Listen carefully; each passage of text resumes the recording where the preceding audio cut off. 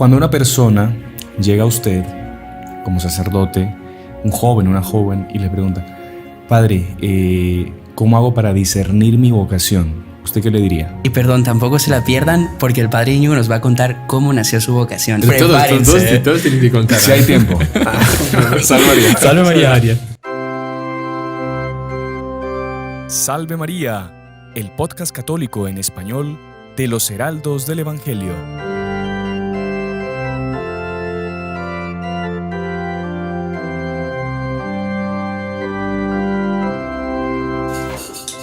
Muy estimados amigos, Salve María, feliz año nuevo para todos.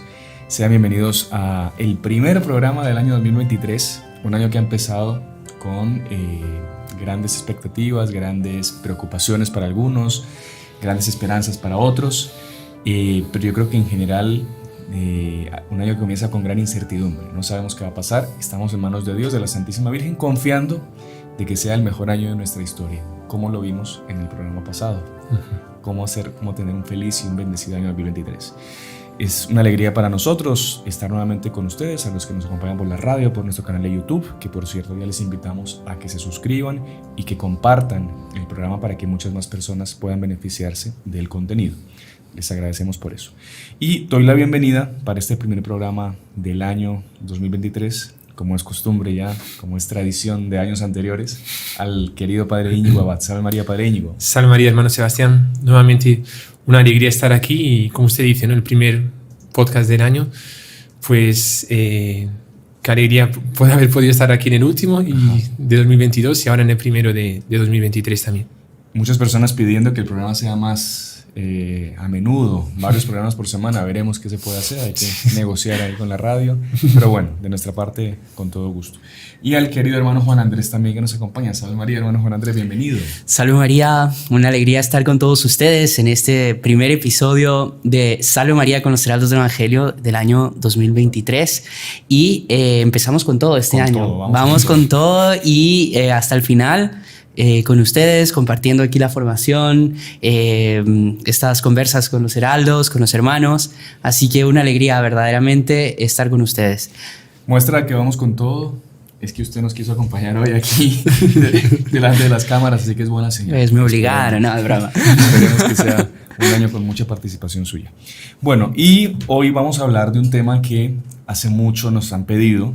¿Por qué? Porque todo mundo tiene una vocación. Tiene un llamado para algo. Dios nos crea, nos da una vocación, nos da una misión. Pero a veces tenemos esa duda. ¿Será que lo mío es el matrimonio? ¿Será que lo mío es la vida consagrada? En los días de hoy, el mundo como está, ¿será que Dios todavía le da vocación religiosa a alguien? ¿Será que es posible que alguien en los días de hoy tenga una vocación religiosa, decida abandonar todo y entregarse a Dios por entero? Es una locura. Hoy en día, a los ojos del mundo, es una locura. Pero solo para dar un ejemplo. Padre Íñigo Abad, sacerdote. Tiene un hermano que es gemelo, mellizo. El hermano Jaime, heraldo también, consagrado ya. Tiene una hermana que es carmelita de clausura. Sí. Y tiene otra hermana que es... está casada. Está casada. ¿Tiene hijos ya? Todavía no. Todavía no. Bueno, primero Dios pronto, sí. Ya el padre sea tío también. Entonces imagínense, en una familia, 3 religiosos y una hermana llamada matrimonio. Está llamada matrimonio y está casada. El hermano Juan Andrés, 3 hermanos.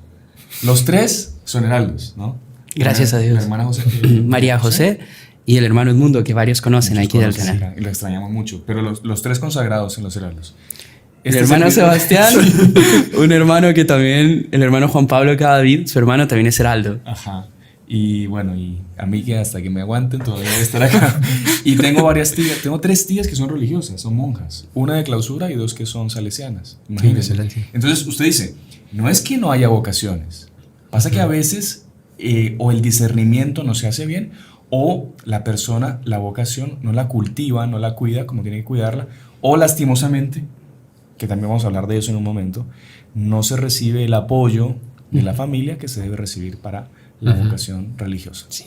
Así que bueno, ese es el tema que vamos a hablar hoy. Ya la introducción fue un poco larga como siempre. Entonces, Padre Íñigo, vamos a hablar un poco primero de lo que es la vocación. ¿Qué es la vocación en sí? Muy bien, entonces primero, muchos cuando escuchan la palabra vocación piensan que es solo vocación religiosa, vocación sacerdotal, vocación, no sé, de ser el hermano en una comunidad, por ejemplo. Y en realidad nosotros tenemos que saber que todos nosotros, o sea, todos los seres humanos, todas las personas creadas por Dios, todos tienen una vocación. Y eso no lo digo yo, lo dice San Pablo en la segunda carta a Timoteo, que dice, Él nos ha salvado y nos ha llamado para una vocación santa. Sí. San Pablo nos dice que todos nosotros somos llamados a la santidad. Y es interesante, bueno, todos, la mayoría ya sabe latín aquí, ¿no? Y se viene un curso de latín también, ¿no? En la plataforma y todo. Pero llamar en latín se dice vocare. O sea, la palabra vocación viene de llamado, es un llamado. Y Dios nos llama a todos. A algunos, primero Dios nos llama a la santidad. A algunos Dios llama a la santidad en el estado del matrimonio, es lo normal. Porque desde Adán y Eva, Dios dijo, creced y multiplicaos. O sea, Dios quiere justamente la unión matrimonial para engendrar nuevos hijos y que esos hijos sean santos. Dios quiere muchos santos. Eso es muy importante. Hombre y mujer los creó y los mandó a que se multiplicasen. Exactamente. No hay que decir más, digamos. Hombre y mujer los creó. Listo. Solo un par de Exactamente. Y es muy bonito eso, ver, por ejemplo, una familia que tiene muchos hijos porque está dando posibilidad a Dios de crear muchos santos, ¿no? Creo que, bueno, Santa Teresita del Niño Jesús, que después tal vez hablemos un poco sobre ella, creo que es la séptima hija, y eso que 2 niños murieron con 1 año de edad y una niña murió con 5 años de edad. O sea, a veces en las dificultades de la época también, siglo XIX, ¿no? Sí. Final del siglo XIX, pues no era la facilidad de hoy en día médicas y todo eso. Entonces había gente que moría, pero aún así los papás querían engendrar hijos para engendrar santos. Imagínense si los papás de Santa Teresita hubiesen dicho, no, paramos en la primera o en la segunda hija y ya está, no tenemos más. El mundo no tendría una Santa Teresita. Está muy caro el pan, está muy caro, está costando mucho mantenerlos. Exactamente. No, después interesante del ejemplo de Santa Teresita, lo que usted menciona, que mucho más allá del problema económico, ¿no? Que eso es hasta lo de menos, es que, bueno, los papás de Santa Teresita están en proceso de canonización. Sí. 2 esposos que, digamos, vivían con todo el mundo, como todos, trabajaban y demostraron que se puede ser santo en el matrimonio, ¿no? Exactamente. Bueno, y las hijas que entraron todas al Carmelo, pero recibieran siempre el apoyo de sus papás. O sea, mismo que no hubiesen entrado al Carmelo, seguramente serían buenas chicas por la formación que recibieron. Pero ahí en la familia de Santa Teresita justamente vemos el tema de hoy, ¿no? O sea, la santidad en la familia, ¿no? Santidad en los papás, en el padre y la madre, y la santidad de las niñas también, sobre todo Santa Teresita, pero las otras también eran muy buenas y algunas están, yo creo que también están en proceso, tal vez comience después un proceso también. Más vemos cómo es el llamado de Dios, en primer lugar, a la santidad, pero dentro de la santidad, ¿a qué estado de vida? Podemos diferenciarlo así, al matrimonio o al estado religioso. Y dentro del religioso podemos ser apenas hermanos o hermanas, claro, y en el caso de los hombres llamados al sacerdocio, ¿no? Entonces, lo primero que tenemos que observar, analizando ese punto de vista, es que todo ser humano tiene que estar siempre pensando y analizando y decir, ¿qué es lo que Dios quiere de mí? ¿Dónde Dios me quiere? ¿A qué vocación fui llamado por Él? Y no podemos cerrarnos a lo que Dios quiere de nosotros. Es un acto egoísta. Y después creo que usted va a hablar sobre eso también, que hay que tomar mucho cuidado, ¿no? Porque la persona dice, no, yo hago lo que yo quiero en la vida. Cuidado, porque si usted no hace lo que Dios le está, a lo que Dios le llamó, puede estar comprometiendo su salvación eterna. Claro que sí. Padre, y al respecto de eso, usted habla de la persona en algún momento se plantea para qué fue creado. Ahora, yo creo que lastimosamente en los días de hoy, con la inmadurez que existe también en los jóvenes, pues causado también mucho por el ambiente en que viven. Todo es chiste, todo es falta de seriedad, todo es superficial. Lastimosamente muchos jóvenes, cuando recién se dan cuenta o cuando recién se plantean el tema vocacional, ya han pasado por un montón de cosas que como que han manchado ya su inocencia, han manchado ya ese deseo ya se ve como que sobrepasado por pecados cometidos. Entonces es muy importante la preservación de la inocencia en las familias, ¿no? Que es justamente, volviendo al tema de la familia de Santa Teresita. Cuando los papás, ellos tienen la certeza, la noción de que ellos tienen que ser santos y que su misión es santificar a sus hijos, ellos van a hacer hasta lo imposible para preservar y para estar pendientes de la formación de sus hijos. Entonces es súper importante que desde pequeños ya los enseñen, bueno, primero que todo, a ir a la iglesia, a ir a la misa, a rezar. Y es súper bonito cuando uno ve en la capilla, por ejemplo, que llegan esas familias con esos niñitos que ya se empiezan a habituar a estar en ambientes religiosos, ya rezan el rosario, ya ven las imágenes religiosas y ya comprenden, diferencian quién es Jesús. Hasta cantan en la misa. Cantan fuerte, 2 años, 3 años y cantando con todo.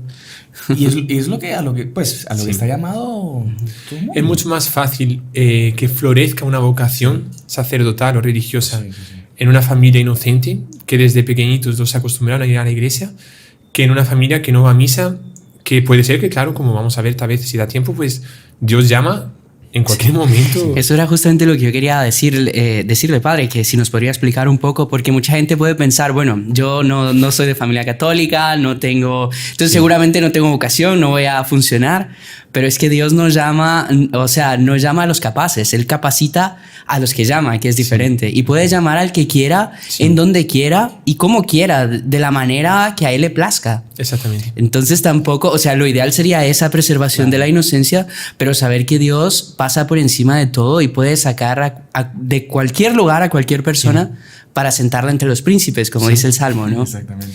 Yo creo que el ejemplo clásico, después voy a hablar sobre otro ejemplo también muy importante para discernir cuál es la vocación, pero un ejemplo clásico es San Pablo, ¿no? Sí. San Pablo, o sea, él estaba llamado a ser, por Dios, el apóstol de los gentiles, o sea, el mayor apóstol de todos. Él hizo más apostolado que los otros 12 apóstoles juntos, ¿no? Bueno, es considerado el apóstol. El apóstol. Entonces, pero él que era antes, era un perseguidor de la iglesia cristiana. O sea, el mayor... Fariseo. Era un fariseo, sí. Y cumplía la ley de una forma eximia. Y él llevaba la ley así a rajatabla y comenzó a perseguir a los cristianos. Recordemos que San Pablo apoyó la ejecución de San Esteban, ¿no? Del protomártir que tuvimos hace unos días también su fiesta, que es el día 26 de diciembre. Y al contrario, Dios, o sea, como usted dice, ¿no? A veces no importa tanto el pasado. Dios ve, la persona está llamada a esto, y a veces Dios como que pasa los obstáculos y dice, yo te quiero a ti y hago lo que sea para escogerte y amarte. Claro que San Pablo correspondió, ¿no? Pero fue duro porque... O sea, Dios lo tuvo que tumbar del caballo para... Exactamente. Viene una luz, se cae del caballo, se queda ciego durante unos 3 días, unas escamas le cubren los ojos, pero él se convirtió al momento, ¿no? Al momento. Porque él se cayó y escucha una luz y nuestro Señor le dice, Saulo, Saulo, que era el nombre antes de Pablo, Saulo, Saulo, ¿por qué me persigues? Y dice, ¿quién eres tú, Señor?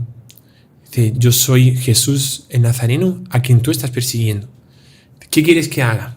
Ya en el ¿qué quieres que haga? San Pablo ya estaba convertido. Sí. En el momento. Y era un perseguidor, casi que un asesino, por así decirlo, porque había permitido la muerte de San Esteban. Sí. Estaba yendo a Damasco para capturar a los cristianos.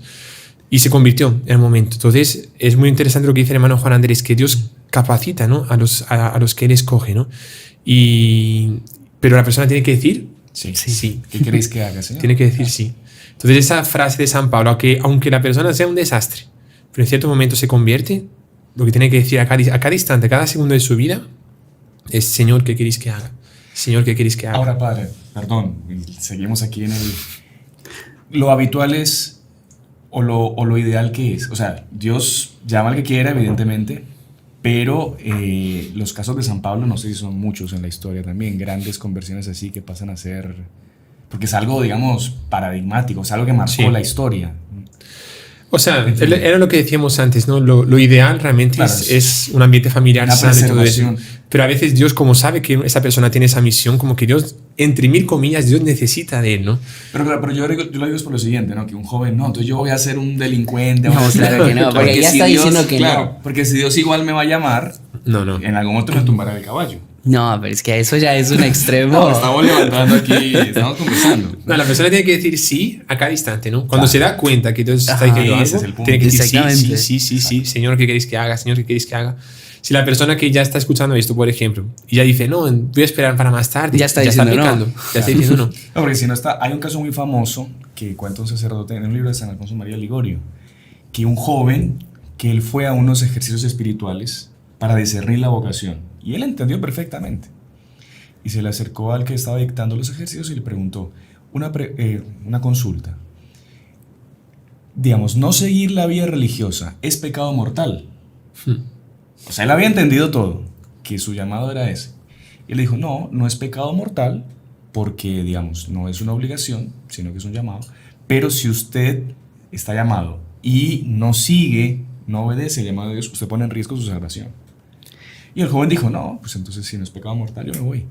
Y llevó una vida desordenada, empezó a decaer completamente y murió saliendo, cuenta la historia, saliendo de una casa de perdición, salió, lo hirió un compañero con el que tenía una discusión, ahí murió.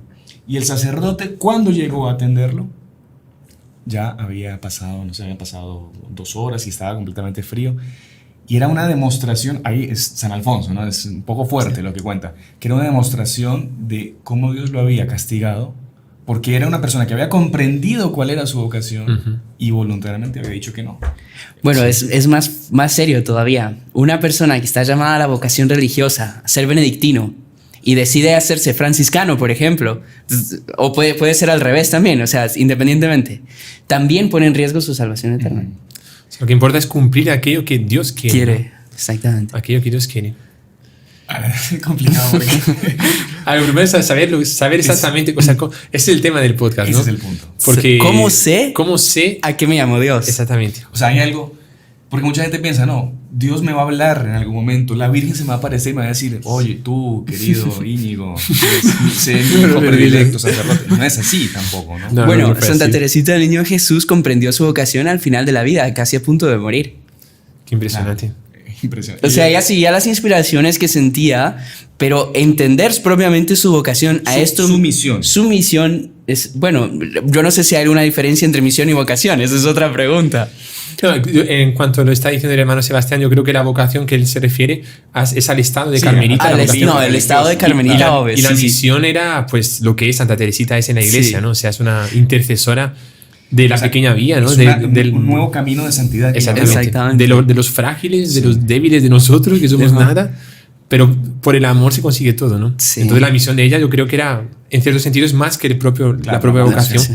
Pero también se identifican de vez en cuando, ¿no? O sea, a veces se comprende misión por vocación también. Ajá.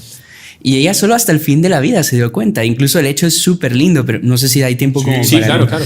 Pero ella, Santa Teresita del Niño Jesús, ella siempre deseaba eso, comprender su vocación, comprender su llamado, el saber exactamente a qué estaba llamada. Y ella decía que ella tenía corazón y ojos de águila en el cuerpo de un pajarito pequeño. Y ella decía porque sus deseos y sus anhelos eran grandísimos. Ella, por ejemplo, soñaba con ser cruzada, con ser guerrera, con morir en un campo de batalla, con ser misionera, con ser doctora, con ser mártir. El martirio era su auge. Decía que ese deseo creció con ella en los claustros del Carmelo. Qué interesante. Ella decía, pero supongamos que fuese misionera, una misión no bastara para mí, yo tendría que evangelizar el mundo entero. Y ella veía que o sea, no es que no se identificaba con nada, sino que se identificaba con todo. Qué interesante. Y ahí ella va a San Pablo y a la primera carta a los Corintios en el versículo 12 y 13, el capítulo 12 y 13, perdón, donde San Pablo habla del cuerpo místico de la iglesia. Qué interesante. Y dice que no todos son llamados a ser apóstoles, doctores, evangelizadores, sino que así como el cuerpo, cada miembro tiene su función. El ojo no puede ser la mano, por ejemplo. Exactamente. Y ahí Santa Teresa le gustó mucho, pero no quedó tranquila todavía. Entonces siguió leyendo. Y cuando llega y dice, San Pablo dice, aspirad los mejores carismas, las mejores misiones. Y dice, pero esos mejores carismas no serían nada si no tienen amor. Y ahí Santa Teresita comprendió que su vocación era el amor.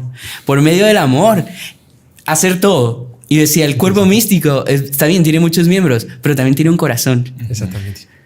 Y ese corazón estaba llamado siempre a lanzar la sangre para dar la vida al cuerpo, ¿no? Y así como el corazón da la vida al cuerpo, si se para el corazón, el cuerpo muere y nosotros morimos, también Santa Teresita estaba llamada a ser una célula, ¿no? Claro. De ese corazón para dar justamente la vida al cuerpo místico de la iglesia y es la vida del amor, ¿no? Ujú. O sea, sin un corazón de amor, la iglesia se moriría, ¿no? Y hay gente que está llamada, especialmente Santa Teresita, que yo creo que no es una célula, yo creo que es una, no sé, es una válvula o algo Sí, así, sí. porque es un pedazo bien grande de corazón, pero está llamada justamente con el amor a ayudar a todo el cuerpo místico, a toda la iglesia, ¿no? Y un poco la vocación de las carmelitas es esa, ¿no? Bueno, y quizás aquí ya también ya queda como que el centro de toda vocación es el amor, porque ¿de qué sirve cada vocación si no se ama, no? Sí. ¿Sabe que me acuerdo en un retiro que hicimos para ser sacerdotes? Porque siempre antes de ser diácono o sacerdote se hace un retiro, ¿no? Y era un retiro sobre el sacerdocio. Y había un texto de, no me acuerdo, como el hermano Juan Andrés que sabe todo de memoria, pero no me acuerdo exactamente el capítulo y el versículo, pero es de Jeremías, que hablaba no sobre la vocación sacerdotal, pero se aplica a la vocación sacerdotal y a todos también. Pero él decía, Dios le dice a Jeremías, con amor eterno yo te amé. Y me acuerdo que el autor era un sacerdote que escribió el texto, decía así, dice, antes de la creación del mundo, Dios pasó revista a todos, a toda la gente. Qué bárbaro. Y si nosotros fuimos creados por Dios es porque Dios dijo, vale la pena crear a esta persona. A otros tal vez no vale la pena, pero a este aquí vale la pena porque yo lo quiero. Yo con amor eterno te amé. Y yo quiero que sea carmelita, salesiano, jesuita, heralda, sacerdote. Y es ese amor eterno de Dios antes de crear el universo que nos sustenta hasta ahora, ¿no? Porque ella decidió esa misión, esa vocación antes de la creación del mundo. A mí me impresionó. Impresionante, realmente. Bueno, y no solo sacerdotes, sino también casada. Casados también, claro. Es que cuando uno se pone a pensar en lo que es el concepto de la eternidad, que Dios desde siempre ya estuvo pensando en la vocación del Padre, en la vocación del hermano Juan Andrés, de cualquier... Es algo que se sale de nuestra cabeza, no cabe, ¿no? Y es de un amor tal. Sí. ¿No? De una Y eso es lo que nos sustenta, ¿no? Claro. Porque el sentirse amado por Dios es Exactamente. lo que nos sustenta. Muy interesante, padre. Bueno, yo creo que ya se nos va la primera parte, pero le voy a dejar una pregunta para que usted la piense en el intervalo, en la pausa comercial. Padre, cuando una persona llega a usted como sacerdote, un joven, una joven, y le pregunta, padre, ¿cómo hago para discernir mi vocación? ¿Usted qué le diría?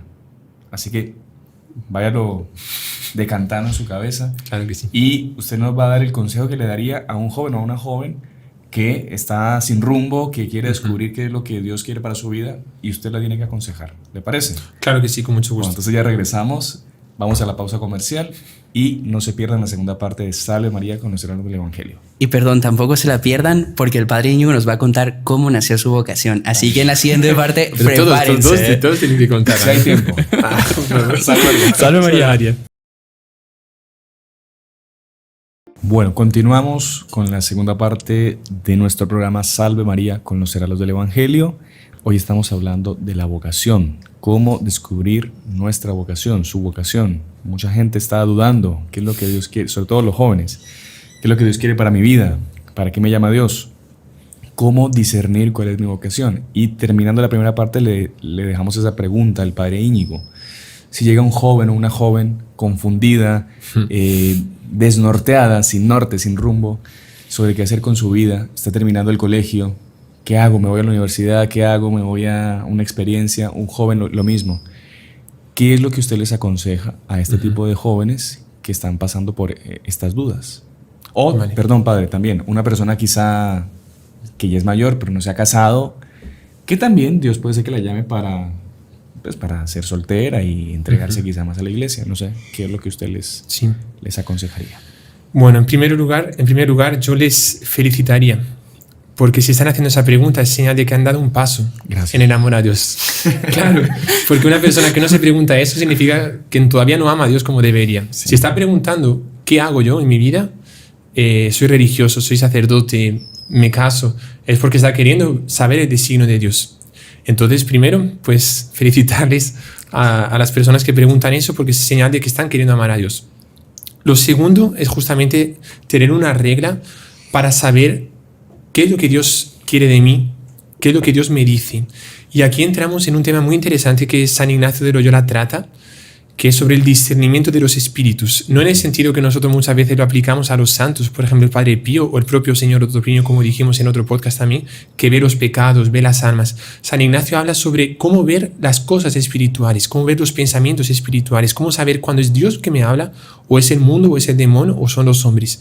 Y San Ignacio, porque él lo vivió, y dentro de poco ya lo explicamos eso, él dice, cuando yo siento en mi alma, cuando yo pienso en algo, y yo siento miedo, perturbación, angustia, inseguridad, desesperación, no es Dios. O es demonio, o es mundo, o es el ser humano. Al contrario, cuando yo siento paz, tranquilidad, alegría, confianza, seguridad, entusiasmo, ahí es Dios que me está hablando, porque Dios actúa en esos sentimientos. Y eso hace recordar justamente lo que él pasó. Y hablábamos, en ese caso que hablamos de San Pablo, también quería contar sobre San Ignacio de Loyola, que fue llamado ya cuando ya era más mayor. Él era capitán del ejército español y tenía una carrera brillantísima. Él era llamado a ser tal vez el mejor capitán de esa época, o el mejor general, no sé, de la época del ejército español. Y él, bueno, todos más o menos saben la historia, recuerdan que fue herido en Pamplona, cuando estaban los franceses atacando la ciudad de Pamplona, lanzan una bala de cañón, revienta la muralla, los restos de la muralla le entran en la pierna y se queda destrozado de la pierna, ¿no? Y tiene que ser operado en Loyola, en su casa, en su castillo. Y en el momento de la operación, en fin, es un poco largo de contar, no vamos a contarlo todo, pero hace la operación, la hace una segunda vez porque había quedado mal y tiene un tiempo de recuperación.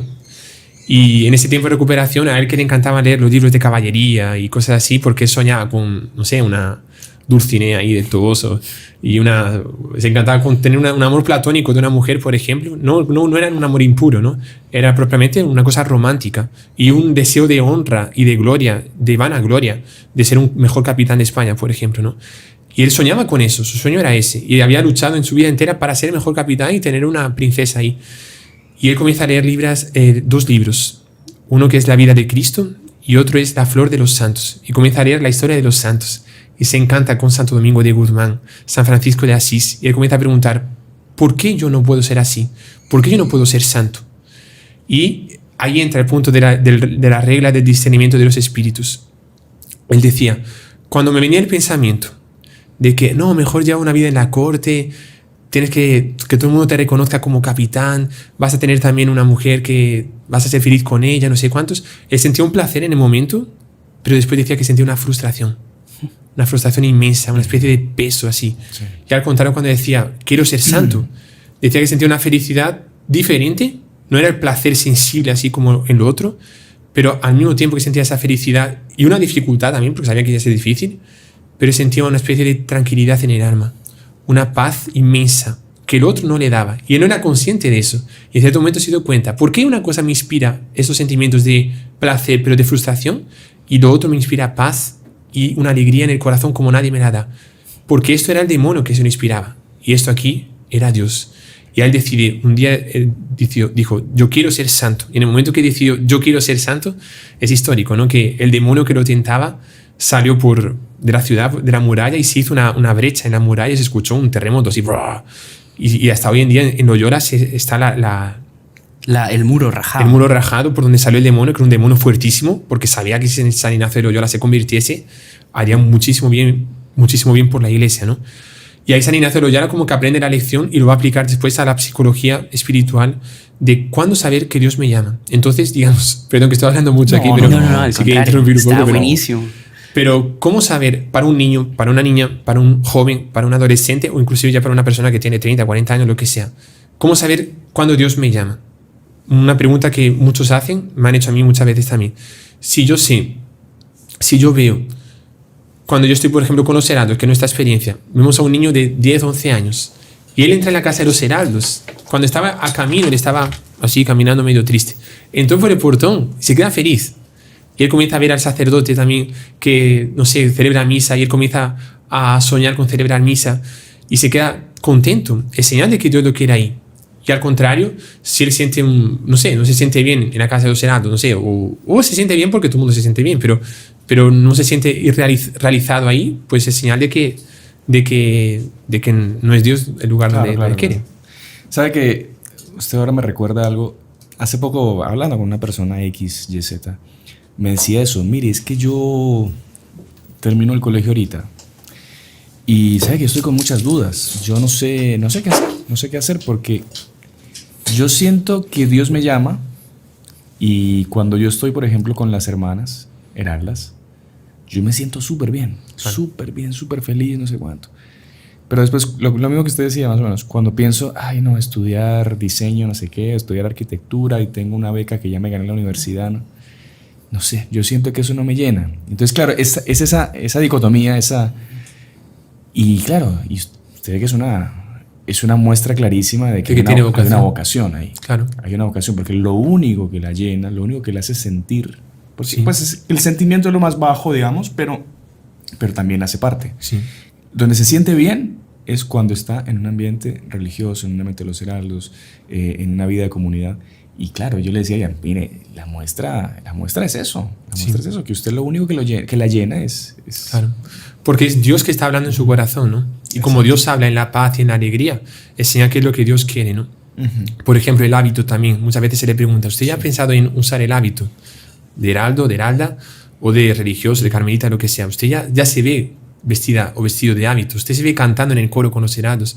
Y a veces la persona dice, sí, es mi sueño. O sea, es señal de que usted está siendo llamado por eso, ¿no? Claro.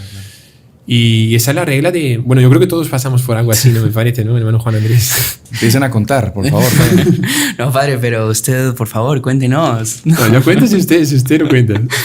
Bueno, si es con esa condición, sí lo cuento. Con el objetivo, pues, de hacerle bien quizás a alguien que ojalá que tal vez le haya pasado. A muchos. Bueno, realmente, para serles honesto, pues mi familia no es que hubiese sido una familia así ejemplarmente católica ni nada. Pues simplemente íbamos a misa, pero el resto, pues normal, una familia de cazadores, tiradores, pescadores, outdoors, jugar fútbol, un niño normal, digamos. No piensen que era un niño que estaba rezando todo el día, no, ni mucho menos. Solo que un día, esto es un punto interesante, que nadie entra a una vocación porque leyó un libro, sino porque tuvo un contacto personal con alguien. Ese alguien muchas veces ni se da cuenta, o a veces sí, pero es un instrumento de Dios y es una forma de encontrarse con Dios, con el llamado. Entonces me acuerdo que era el cumpleaños de mi hermano, el hermano de Edmundo. Iba a cumplir años y siempre hacíamos dos festejos, el familiar y el de los amigos. Generalmente el familiar era entre semana, el día que caía el cumpleaños, y el de los amigos era el fin de semana. Y iba a ser el festejo familiar y de repente dicen en casa, hoy va a venir la Virgen a la casa. Y pues nada contra la Virgen, nada, al contrario, pero el día del cumpleaños de mi hermano, qué raro, no me cuadraba mucho, pero como todos estaban contentos, pues yo también, qué bueno, va a venir la Virgen, pero no me imaginaba. Siempre que a uno le dicen, hablan de grupos juveniles, uno piensa en aplaudir, en aplaudir, cantar, rezar, y generalmente uno asocia el rezar con viejitas, entonces pues no, la verdad que no. Pues con todo respeto. Con todo respeto, pero infelizmente no nada de malo, pero los jóvenes infelizmente piensan eso. Sí. Y de repente llega el momento, tocan el timbre, ahí viene la Virgen y entran dos jóvenes con el uniforme de los heraldos, llevando a la Virgen de una manera como verdaderos caballeros, con un uniforme impecable, limpio, las botas bien lustradas, y ya de repente el primer mito de que la religión es algo para viejitas ya cayó ahí con eso. Entran con la Virgen y de repente vamos a rezar el Santo Rosario, una señal de la cruz bien hecha, sacan el rosario del hábito así, se arrodillan y comienzan a rezar. Tenían, creo que uno 17 y el otro 19 años. Y ahí todos los mitos cayeron solo con verles a ellos. Interesante. Y luego nos invitaron a las actividades. Lo primero que nos dijeron fue que habían juegos buenísimos, porque claro, imagínense, vamos a rezar, nadie va, ¿no? Entonces, que habían juegos buenísimos. Y quedamos que el próximo sábado íbamos a ir a las actividades con mi hermano. Solo que infelizmente, pues yo era muy amiguero, etcétera, y ese día me invitaron a salir con mis amigos y no fui, solo fue el hermano Edmundo a la actividad. Y ahí entra eso de San Ignacio. Cuando volvimos, yo volví pues cansado de haber estado con mis amigos. Y el hermano Edmundo tenía una sonrisa que no podía con ella. Estaba con una alegría y me dice, te lo perdiste. Y ahí me comenzó a contar. Me acuerdo que me dijo varias cosas, pero una de las cosas me dijo, si llegas tarde, tenés que decir permiso para entrar en forma. Y yo, qué wow. Y de eso me acuerdo que fue de las cosas que más me impactó, pero me contó un montón de cosas. Y ahí dije, no, al sábado siguiente tengo que ir. Ahí fui al sábado siguiente y efectivamente me encantó. Lo primero que noté fue que nadie decía malas palabras. Qué interesante. Claro, infelizmente en el ambiente de pues cazadores, pescadores, hay mucha mala palabra, etc. Y al llegar ahí fue lo primero que noté. Claro que es una falsa varonilidad, Ajá, masculinidad, ¿no? Entonces, claro. El que es hombre tiene que decir malas palabras. Nada que ver. Y ahí quedaba... no reza y dice malas palabras. Exactamente. ¿No? Y ahí quedaba... Esos dos mitos, digamos, caían por tierra ya propiamente estando con un montón de jóvenes que estaban enteramente felices, enteramente varoniles y al mismo tiempo rezaban y era gente buena, que realmente era feliz. O sea, que se notaba una felicidad sincera. Y bueno, más o menos fue así como conocí a los heraldos, como a los pocos obviamente me fue gustando más, que de repente vi que tenían colegio, como me encantaba y me identificaba, pedí permiso para entrar en el colegio. Al inicio hubo pues cierta resistencia de parte de mi familia, ¿verdad? Pero gracias a Dios me apoyaron también y le mandamos un saludo. Seguro nos están viendo. Seguro nos están viendo. Agradecerles porque también me acuerdo que me apoyaron cuando comprendieron realmente mi vocación. Me apoyaron, nos apoyaron. Y sin el apoyo de la familia realmente yo creo que no hubiese podido perseverar. Ese es un tema. Un tema muy... No sé si quiere contar algo más. No, ya. Quiero que el Padre Íñigo derroche sobre nosotros su llamado, su... Bueno, en fin. O sea que también yo ya la conté. Y tuvimos muchos dislikes. No, en un podcast, ¿no? Si quiere lo ponemos aquí en la... Yo conté cuando fue la imagen de la Virgen al colegio. Es un podcast que habla sobre la imagen peregrina de Fátima, una imagen milagrosa, que uno de los milagros que hizo fue que me sacó a mí de la situación en la que estaba y me tiene acá. Pero es otra historia, entonces vamos a escuchar la del Padre Íñigo, que es más interesante. Bueno, en fin, si es para, como el hermano Juan Andrés dice, si es para ayuda, para gloria de Dios y para ayuda de alguien. Pero bueno, en realidad podríamos diferenciar dos cosas, ¿no? Pero la segunda no sé si va a dar tiempo, que sería justamente el sacerdocio. Pero cuento la primera, que es el llamado de heraldo, que bueno, no es tan bonito cuanto la suya, no la conocía, por cierto, muchas gracias por contarla. No se perdía de nada, padre. Pero yo fui invitado para un campamento con mi hermano, ¿no? El hermano Jaime. Y como usted dice, pues nosotros, claro, éramos católicos y todo, la familia, siempre íbamos a misa, pero yo en concreto, y creo que mi hermano tampoco, no teníamos un deseo así de ser religiosos, ni de ser sacerdotes, ni de nada. Y fuimos a un campamento más, porque siempre en España es muy común ir para campamentos. En verano, porque allí las vacaciones de verano son muy grandes, ¿no? Son muy extensas. Va desde final de junio hasta comienzo de septiembre.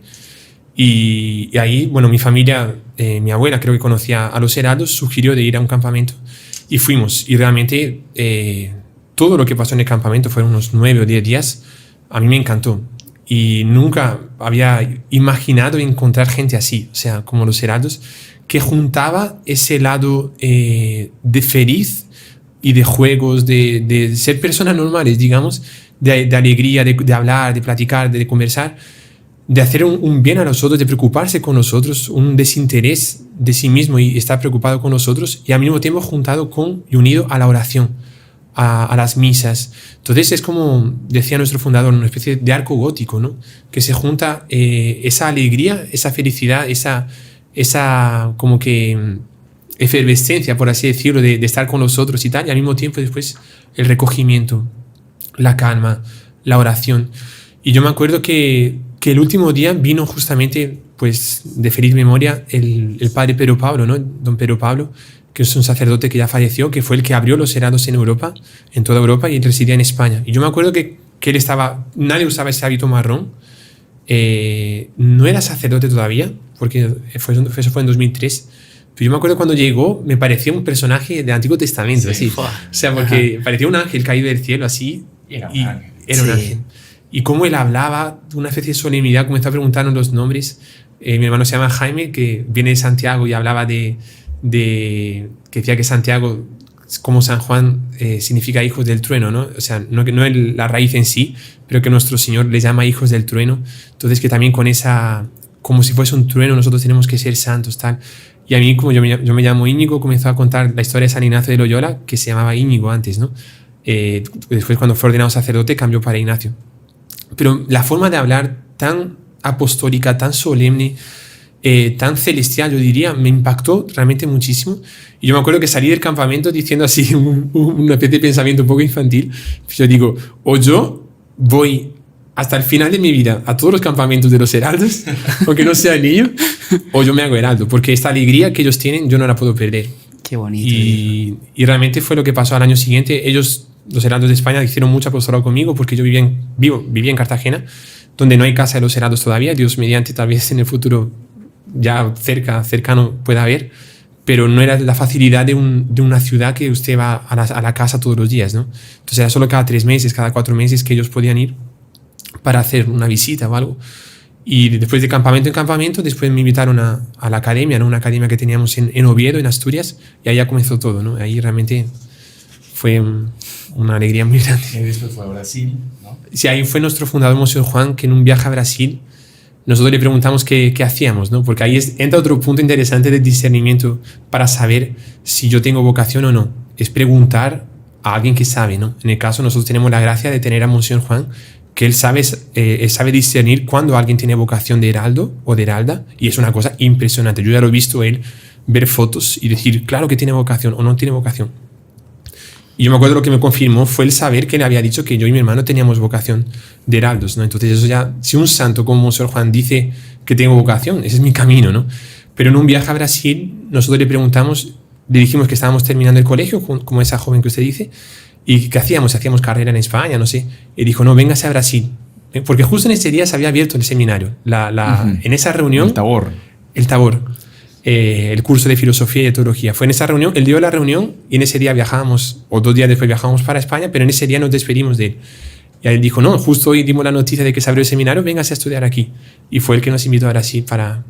Sí, me acuerdo, padre, que ustedes llegaron estuvieron un tiempo en Brasil, en la casa, en Rosa Mística, que era la casa donde se hospedaban todos los heraldos y esto. Y estaba encargado ahí el padre Ignacio Montojo, sí, me acuerdo, ¿no? sí. Que en la época, no sé si, no era sacerdote, no, para nada. Y a las tantas, un día, me llama, Sor fulano, venga, Sor... Sí, padre, presto Zoom.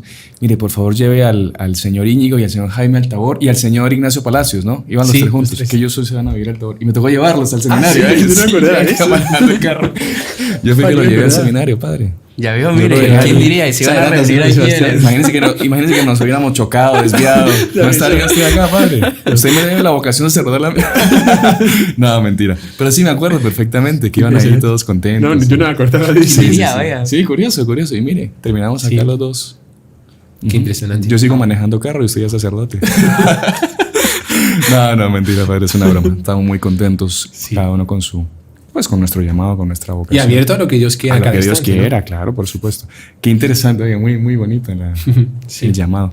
Pero bueno, padre, yo creo que, no sé cómo estamos de tiempo, usted tiene el reloj ahí, unos minutitos todavía. Sí.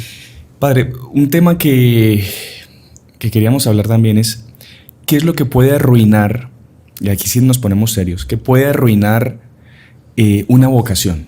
Una vocación sacerdotal, religiosa, en fin. O sea, en el fondo, ¿qué sería el peor enemigo de una vocación? Exactamente, porque ya llegamos a la fase, en el momento en que ya el chico toma una decisión, quiere llevar una vida religiosa, quiere hacer una experiencia por lo menos.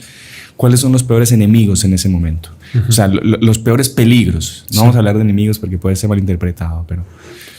Bueno, yo creo que sabemos que los 3 enemigos principales del hombre es el demonio, el mundo y la carne, ¿no? Pero el más peligroso de todos para una vocación no es el demonio, porque el demonio nunca es el más peligroso. Es el más serio, el más asustador, el que más quiere enfrentar y odiar, pero no es el más peligroso justamente porque asusta mucho. Pero el demonio, claro que va a querer sacarnos de la vocación, ¿no? La carne, sí, es verdad, mucha gente se perdió por la carne. Mucha gente que hoy en día pues no sigue una vocación religiosa y era llamado a ser sacerdote o a ser religioso por los pecados de la carne, las tentaciones, se salió.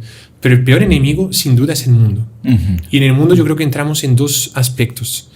Uno, tal vez, que es justamente todo lo que significa mundo, en el sentido de fiestas, amistades antiguas que la persona tenía, deseo de carrera, deseo de gloria, la persona proyectarse en la vida, querer vivir egoísticamente su vida cuando Dios no le pide eso. Dios le pide una renuncia completa, que en realidad a todo cristiano le pide una renuncia completa, ¿no? Porque dice nuestro Señor, si alguien quiere ser mi discípulo, que renuncie a sí mismo, coja su cruz y síganme, ¿no? Pero algunos son llamados a esa renuncia a ser completa de hecho, o sea, en la pobreza, en la castidad y en la obediencia.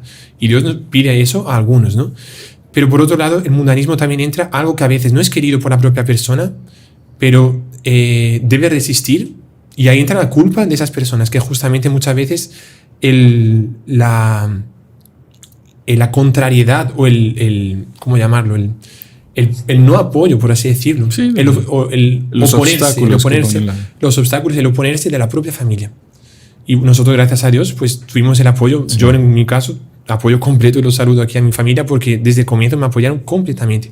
Pero no todas las familias apoyan a sus hijos.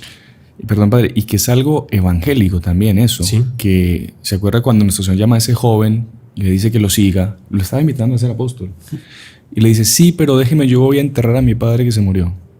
Sí, y aquí le dice a nuestro Señor, deja que los muertos entierren a sus muertos. Fuerte, sí. Pero ¿qué quería decir nuestro Señor también? Que para seguirlo a Él, uno tiene que estar dispuesto a renunciar, sí, a todo. A todo es, inclusive, a la propia familia, a los vínculos familiares. Dice nuestro Señor, si alguien ama a su padre o a su madre más que a mí, no es digno de mí. O sea, si alguien prefiere quedarse en casa porque, mi papá, mi mamá, no sé qué, y siente una vocación religiosa y él por los lazos familiares no lo sigue, no está siendo digno de nuestro Señor. Sí, exactamente. Y está corriendo el grave riesgo de condenarse eternamente. Y por eso, si el joven decide entrar a la vocación religiosa, la familia, ¿qué gana con oponerse? Apóyelo, sea amigo de él, vaya, visítelo. Sí, claro. Llámelo. ¿Para qué van a romper relaciones simplemente porque el otro se fue a seguir a Dios y a la Virgen? Sí. No, incluso es una tentación del demonio porque en realidad cuando uno ama a alguien en función del amor a Dios, le ama más. Por supuesto. Claro. O sea, por lo menos yo lo veo así. Yo creo que quiero más a mis papás después de haberme entregado enteramente a Dios que si no lo hubiera hecho, por ejemplo. Yo también. No, y después que es contradictorio, porque cuando el joven se quiere ir, o la joven se quiere ir a una vida religiosa, a un convento, ahí son mil oposiciones. Vaya a ver si su hija se casa con un magnate catarí, millonario, que andate, claro. O sea, no estoy diciendo que siempre es así, pero o hacer una carrera en Estados Unidos. O sea, pero se van, los hijos se van en algún momento. Claro. Llega un momento en que se van, es la ley de la vida. Si usted pretende que su hijo esté ahí con usted hasta el fin de su vida, primero es un egoísta total, y después usted no entendió lo que es la vida. Sí. Y es una falta de comprender realmente lo que son los hijos, ¿no? Porque los hijos son un don de Dios, son un regalo de Dios, y usted no puede apropiarse indebidamente, es un robo. Son unos papás que prohíben la vocación de su hijo religiosa, están robando a Dios. Ajá. Y si es serio robar un banco y asaltar y robar $50,000, es mucho peor, es robar una alma. Que por más que usted dice que es suya, no es suya. Dios la dio, ¿no? Bueno, incluso, serio, padre, eso que usted está mencionando, yo me acuerdo que en las Carmelitas había un ceremonial antiguo, no sé si eso existe, quizás usted que tiene una hermana carmelita nos pueda confirmar, pero había incluso para algunas, no tanto familiares, papás que quieran impedir una vocación, sino alguien que, por ejemplo, se enamorase de una monja y quisiese, digamos, robarla. En esos casos concretos, había incluso una maldición, sí, ¿no? una maldición de la iglesia episcopal, de un obispo, para la persona que quisiese arrancarle una vocación, en el caso una esposa a Cristo, ¿no? Porque las religiosas son esposas de Cristo. Exactamente. Y digamos, es muy fuerte, pero... Fuerte. Pero es que si vamos a analizar exactamente lo que pasa con eso, yo por ejemplo conocí casos, ¿no? Niños que estaban llamados, yo sentía que estaban llamados, él sentía una felicidad inmensa como nosotros la hemos sentido cuando éramos pequeños y ahora también, claro, de estar en los heraldos, y los papás le prohíben. Imagínense que ese niño tuviese vocación sacerdotal. Ese niño estaba llamado. O sea, si yo fuese a contar las personas que yo he confesado, que ha tenido unción de los enfermos, en accidentes, por ejemplo, también, que ha ayudado, entre mil comillas, a salvar, no por mí, evidentemente, más por Cristo que trabaja en mí, porque soy ministro de Cristo. Pero si ese niño fuese sacerdote, imagínese la cantidad de almas que se irán al infierno, y hay que decirlo claramente, se irán al infierno porque ese niño no fue sacerdote. Y estaba llamado, vocación, estaba llamado a salvar tantas y tantas miles de almas. Y por causa de su mamá, por causa de su papá, que dijeron no, ese niño no entró después para sacerdote, después se perdió, también culpa de él, tal vez, porque podría haber correspondido. Pero los primeros pasos fueron de los papás, o sea, ellos lo negaron. Por causa de eso, un montón de gente se fue al infierno por causa de un no de un papá o de una mamá. Yo creo que se calentó el tema y podríamos hacer hasta segunda y tercera parte. ¿Se acuerda el caso de San Juan Bosco? La señora que fue a llevarle su hijo para que se lo bendijera. Y don Bosco lo vio y le dijo, uy, va a ser un muy buen sacerdote. Y la señora lo agarró y dijo, primero mi hijo muerto antes que sacerdote. Don Bosco lo bendijo. Meses después llega la señora con su hijo enfermo. Don Bosco, mi hijo se está muriendo. Dios le concedió lo que usted pidió. Claro. Qué bárbaro. Dios le concedió lo que usted pidió, se está muriendo. Porque él tenía vocación para sacerdote y usted dijo primero muerto. Dios escuchó sus oraciones, sus súplicas. La palabra proferida, ¿quién la retendrá, no? Y podríamos contar aquí casos y miles de casos de muchas familias que se oponen a que su hijo entre a los heraldos. Después su hijo, en fin, toma otros caminos. Y después son las familias que vienen a tocar la puerta. Por favor, ayude a mi hijo que está por mal camino, que entró por la... ¿Y qué quiere que le diga, señora? Es complicado. Entonces, oponerse a las vocaciones, los papás y también otros agentes externos que podríamos hablar en otro programa, porque lastimosamente mucha gente hoy en día quiere oponerse a que entren vocaciones religiosas. A los heraldos, a otras congregaciones, a monjas y gente que ustedes ni se imaginan. Que sería pues otro tema, otro programa. Pero yo creo que mejor paremos por aquí. Sí, solo para dejar siempre ese lado de esperanza al final. ¿Sabe que también muy bonito con San Juan Bosco, que él decía que cuando una familia entrega un hijo a Dios, Dios manda un ángel de la guarda especial para bendecir a esa familia. Dios lo reemplaza, ¿no? El hijo por un... Ajá, pues siempre un hijo es irreemplazable. Pero en la casa, ajá, soy tonto. Pero Dios no se deja ganar en generosidad. Así que Él bendice de una manera especial a las personas que realmente... Bueno, Padre, Dios no se deja ganar en generosidad. Nosotros fuimos muy generosos con el programa. La bendición y vámonos porque nos van a echar. Esperando, se nos vuelve calabaza el carro. Bueno. El Señor esté con ustedes y con tu espíritu. Y la bendición de Dios Todopoderoso, Padre, Hijo y Espíritu Santo, descienda sobre ustedes y permanezca para siempre. Amén. Salve María. Salve María. Y si le gustó el video, no se olvide de inscribirse en el canal, dejar su like y activar las notificaciones en la campanita para no perderse ningún video del canal. Comente y comparta con sus amigos y familiares.